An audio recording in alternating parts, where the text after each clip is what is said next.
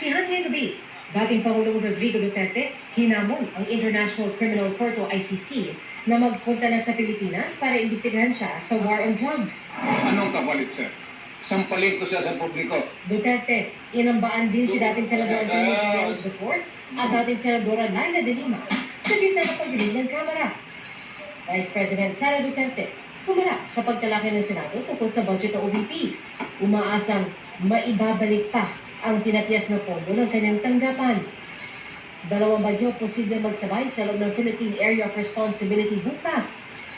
Exclusive, sundalo, isa sa dalawang timbog sa buy-bust sa iligal o manong pagbebenta ng mga baril. Pasilip sa mga bagong riles at pasilidad ng LRT Line 1, Cavite Extension. At Alden Richards, sinagot ang tanong, naliligaw ba siya kay Catherine Bernardo?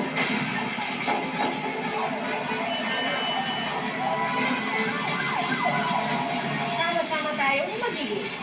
Tara, sige!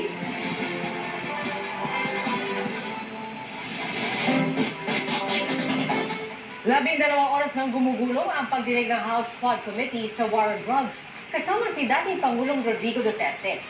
Hinamon po ng dating Pangulo ang International Criminal Court.